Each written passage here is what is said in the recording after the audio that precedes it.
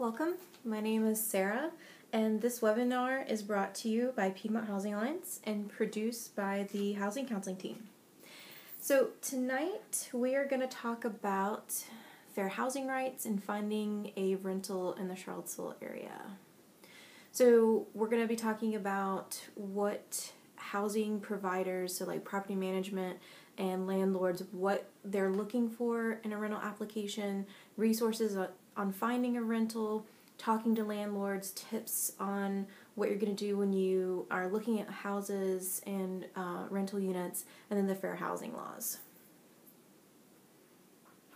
So one of the things that landlords really want to focus on are objective standards. So looking at your income, your credit history, things that are measurable with every single person. And so the thing that we want landlords and property managers to keep in mind is if they use a certain standard for looking at applicants, they should apply it to every single person. They can't just say, oh, I'm going to look at your income, your credit history, your background check, but I'm also going to look at your driving history. If they look at your driving history, for example, they have to look at everyone's history, driving history. Otherwise, it would be discrimination. So every landlord should have the same process for choosing applicants across the board and no changes or exceptions for anyone regardless of any other detail. Okay. So the things that landlords are going to be looking at is, whether you can pay your rent on time. So they're going to look at your income and your credit history for that. So with income, some property management companies or landlords may require that if your rent is $500, that you have to have double that in your gross income. So if you have a $500 rent, then it's $1,000 worth of income every month. And the same goes for, like if you had a $700 rent, that would be $1,400. Sometimes property management companies have been known to require 3 times the rent for your monthly gross income. So if you don't have the amount in income that they're looking for, then they could deny your application for that. On the flip side, they may have income limits. So if your income is over a certain amount of money, they could also deny you your application for that particular rental because you're over the income limits. The other thing that comes up a lot is credit history. So there are some property management companies that they use a computer system, and the computer system says that this applicant has, all applicants have to have a 620 credit score or a 570 minimum credit score. Whatever that number is, if you don't meet that credit score criteria, then they can deny your application. On the other hand, we've had... we know of property managers and landlords who look at the contents of a credit report rather than looking at the score. And as long as people don't have judgments from previous landlords showing up on their credit report, a lot of times the landlords or property management companies will accept you based on that credit history, even though your credit score may be lower than what they're looking for.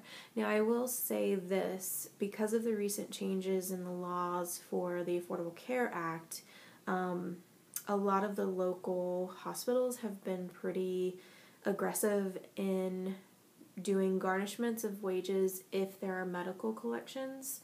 So if you have some medical collections, but they end up being turned into a judgment, and then that could eventually lead to a garnishment. So the property management people are looking more closely at medical judgments than they were in the past, just because, the state of Virginia, just the way that we've had it set up. Anyway, so landlords should be focusing on income, credit. They're also going to want to know whether you have been taking good care of other people's property and that you respect the rights of others. So that's going to be a landlord reference. A lot of times on applications, you'll just write in who your previous landlord had been in the past, and then they'll contact them. If you have a landlord reference letter, for example, you can also submit that with your application, and that's probably one of the best things that you can do. Not everybody has to have a landlord reference letter in hand. A lot of times people will just put down the name and the number to reach their previous landlord to get some, a reference for that. Okay.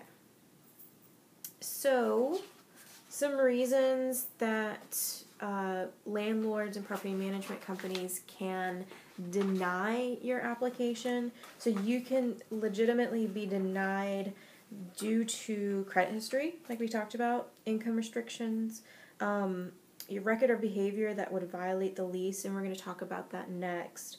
Recent evidence that renters direct threat to health and safety of others, and then illegal use of drugs. So any of those things that they catch on the application, they can deny you for. And a lot of this is property management companies and the larger organizations.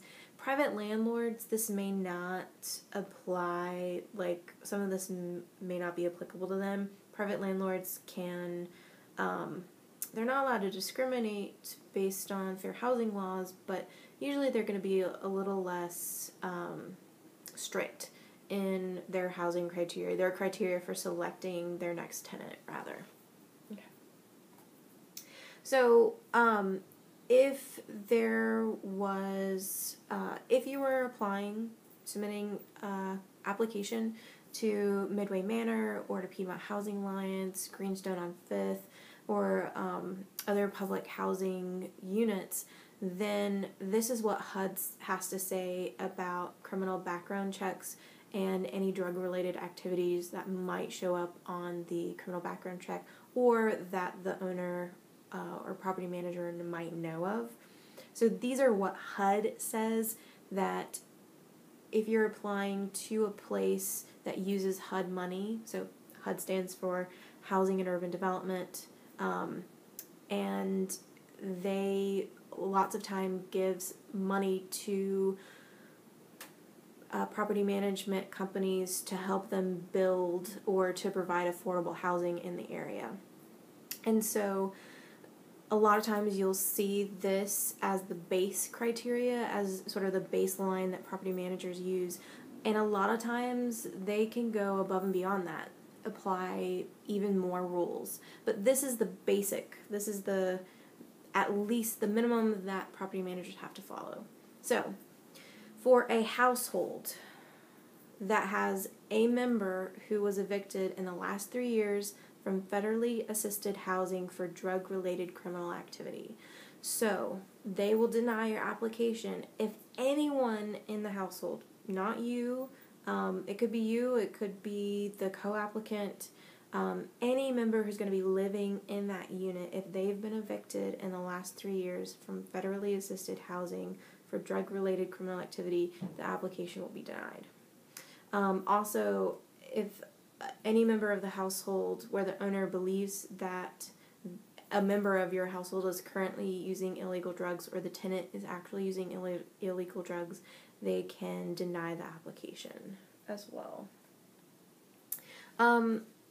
Let's see, any household member who is registered on a state sex offender list or either in the state of Virginia or if they're registered as a state sex offender list for any state in the United States of America, then that would be an automatic no. Also, any household member whose behavior has interfered with the health and safety and right to peaceful enjoyment by other residents, so they'll also receive the automatic no. So this is the base of the most basic that a property management company has to follow. A private landlord may not follow these guidelines, but this is something that if you're applying, like I said, to Midway Manor, public housing, Friendship Court, Piedmont Housing Alliance, or Greenstone on 5th, this is the basic principles that they have to use. Now, a lot of those companies that I mentioned, they're going to have even more criteria above and beyond this basic level. Okay. So, for property management companies, they, like I said, they have additional guidelines, and you can find out what those are. So, there's something called a tenant selection plan or a resident selection plan, and it gives all the guidelines for qualifying for an application, and then they also list all the reasons that they could deny your application. And they are allowed to be stricter than HUD's basic guidelines. You can request a copy of the tenant selection plan even before you submit your application fee, and that's really what we want. We want you to know whether you can be denied or not before you give them that application fee, so you can request a copy of their tenant selection plan just to see if things, whether you may be eligible or not for that unit. And so, there was something else that I wanted to say. Some places may overlook some of the following misdemeanors and felonies, so like trespassing, charges for fraud, Medicare fraud, welfare fraud, check fraud, DUIs, driving misdemeanors, and some other felonies. But they will probably have automatic no's if they see on the criminal background check if there was any felony or misdemeanor in regards to violence. So violence against women, violence against children, animals, things like that.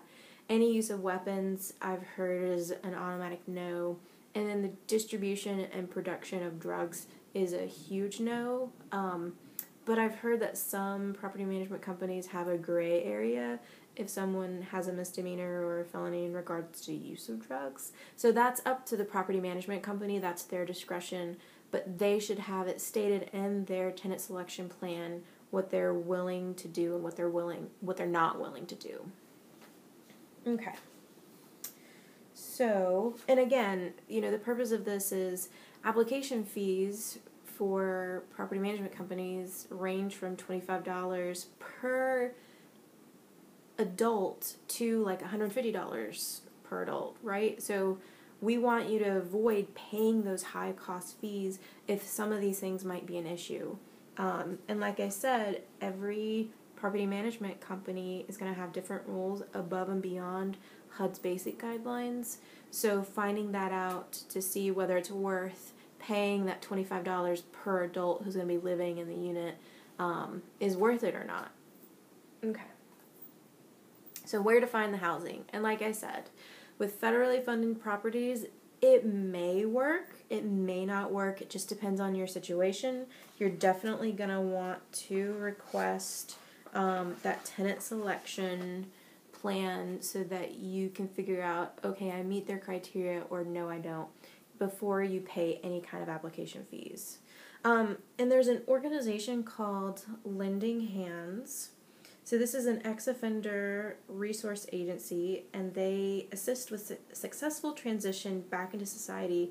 They provide support and services with transportation assistance, housing information, job referrals, resume assistance, and child advocacy, and they are present in the Charlottesville area. They cover the city of Charlottesville, counties of Albemarle, Greene, Louisa, Fluvanna, and Nelson, I believe. And the other thing is private landlords. So Charlottesville in general is a really tough place to find affordable housing. I mean, it's just a lot of factors go into that, but it's just a really tough place to find decent affordable housing, and that's just the city of Charlottesville plus the surrounding counties. It's a real challenge. And so finding private landlords who might not be as expensive as other rental units or other property management places. So where can you find private landlords? What's the best place to go? So a lot of people will probably go to Craigslist or other online avenues. You have the newspaper, you have word of mouth, which is going to be friends or family, but then you also have The Haven. So The Haven is an organization dedicated to ending homelessness and offers a variety of services, and one of those is the Housing Navigator. and he has been reaching